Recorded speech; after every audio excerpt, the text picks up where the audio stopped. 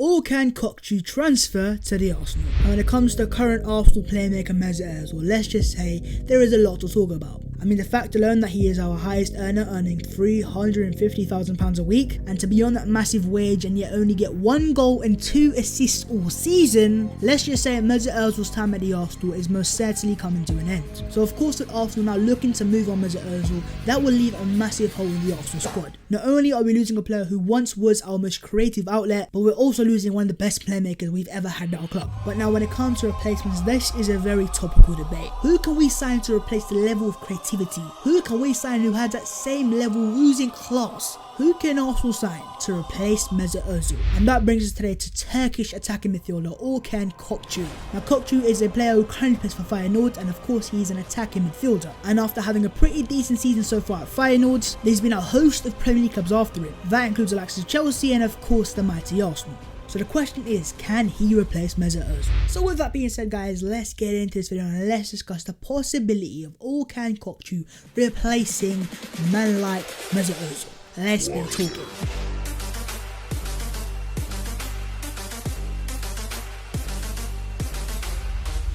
We've got Ozil, Mesut Özil. I just don't think you understand. You're on £350,000 a week. You only got 1 goal and 2 assists. As Cole would say, it's time to go. I really do apologize for what you just seen. I can't explain it. Yo, what is on, guys? My name is Mesut and welcome back to my channel. In today's video, we are back again to discuss a transfer, in particular the transfer of Orkun Kokcu to the Arsenal. Now, of course, Kokcu is an attacking midfielder of currently of Feyenoord, and he's a player who apparently Mikel Arteta is looking at to replace Mesut Özil. Now, of course, as I've already said, and as all of you guys already know, Mesut Özil is our highest paid player. The man earns 350 grand a week. I mean, just imagine the amount of McDonald's I could buy with that. And yeah, of course, with Özil being on such high money and him definitely living up to the standards, that is led us to go out there and look for possible replacements. Which brings us today to Orkun Kokcu. All with that being said, guys, before we get into the video itself, make sure to go out there and smash a like on the video as always. If you like, smash 100 likes out of the park, you would appreciate it. Also, make sure to subscribe to the channel if you are new as well. We are on the road to 10,000 subscribers and we're getting there day by day, slowly, so please do subscribe. Also, make sure to follow my social media links below: Twitter, Instagram, Snapchat, all that good stuff. And also, if you haven't already, make sure to subscribe to my group channel, The Offsiders. We are making some banging content. And finally, lads, let me know your thoughts in the comments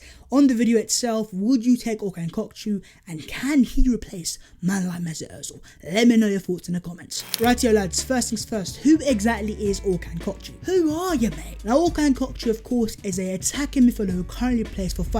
In terms of where he's from, he's actually born in the Netherlands, but of course he is Turkish heritage, and in fact he's actually played for the Turkish under-21s. And in fact, in July 2019, Orkun Kokcu actually announced to the world that his allegiance would go for Turkey, so of course that means the man is a Turkish player. Sorry to any Netherlands fans, but of course up the Turkey. In terms of age, the man is only 19 years old, and hear this, lads, the man is actually younger than your boy. I mean, can you believe? I mean, let's just look at Orkun Kokcu and then look at me. How is that even possible? I don't know. Now let's talk the history of Orkun Kokcu. Now, of course, as I have already mentioned, the man is born in the Netherlands, and he actually came through the academy of Groningen, or I can't pronounce the name, I'm sorry. And then in 2014, he then transferred over to the Feyenoord Academy. And then after 4 long years in the academy, he then made it into the first team in 2018, where he has since made over 30 appearances. Now, in terms of Orkun Kokcu and him in this current season, his current stats are 27 games played, 2 goals scored, and 6 assists as well. Now, I'm not gonna lie, lads, they ain't the most promising numbers, and they certainly aren't numbers that tells me he's gonna be a considerable upgrade of Mesut Özil. But hey, lads, it is what it is. Moving on, lads, what type of player is Orkun Kokcu? Are you like Mesut Özil? I want to know. Now, to answer that question itself, is he a player like Mesut Özil? Actually, looking at the way he plays, I don't think he is. Having seen Kokcu play, of course, that only being YouTube compilations, from what I've seen, I think what he is a player, he's a bit more like a Kevin De Bruyne. He's more of a central midfielder than an attacking midfielder. And of course, in terms of Mesut Özil himself, Mesut Özil is more of a natural number 10, and for me, Kokcu is not that type of player. But despite him not being a proper number 10, I think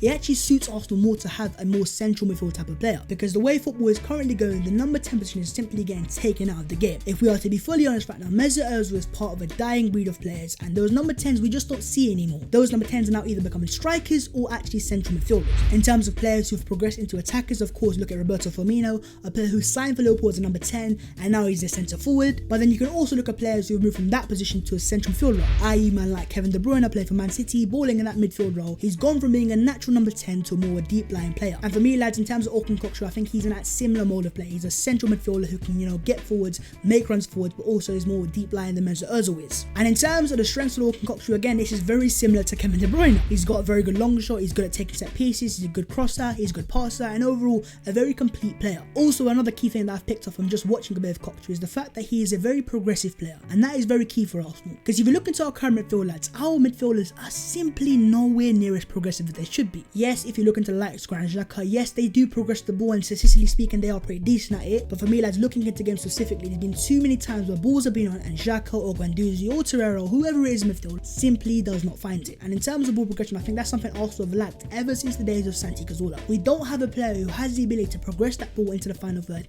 and do it to a very good level. And that's of course a man like Mesut Özil comes in. Now, despite Mesut Özil not being the most consistent performance and he's not on the same level player that he used to be, I mean, the fact alone that the man's gone from getting 20 assists a season to only now 2. I mean, that just tells you the whole story, doesn't it? But in terms of Mesut Özil and the way Mikel Arteta has deployed him, I think that's a very key thing to look at, because Mesut Özil for me has actually been a very key player so far under Mikel Arteta. And what he does is he progresses that ball into that final third to a very good level, and he offers our midfield something that we don't actually have in other departments. That is a player who can get that ball into dangerous areas of the pitch, who has the ability to pick that pass up, who has the eye for the pass. And that's why if you look at how much he's playing under Unai Emery and then compare that to how much he's playing under man like Mikel Arteta, you can clearly see he might not be the player he used to be, but at the same time Arteta still sees him as a very valuable asset. And if I'm being fully honest, I think the fact that he's on 350 grand a week plays a massive part to why Arsenal want to replace him. In terms of the player himself, he still has a lot to offer, but in terms of his wages, unless you're willing to take a pay cut, he's simply not worth that anymore. I mean, a prime Mesut Özil, you could argue so, but in terms of the current Mesut Özil and the current role in the Arsenal team, we can find a player to do a similar job but also for a far less amount of money. 350 grand a week for a player who just progresses the ball, lads, I'm not having that.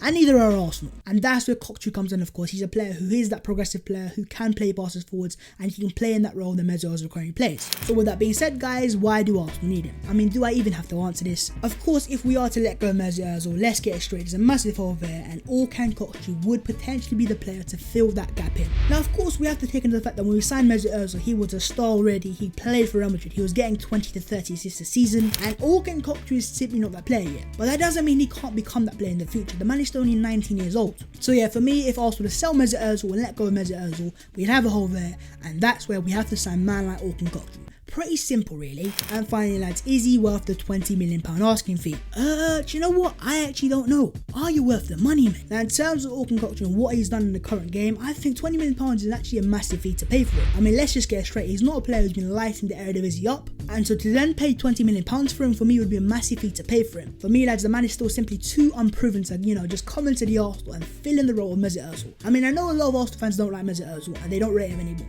but let's get it straight.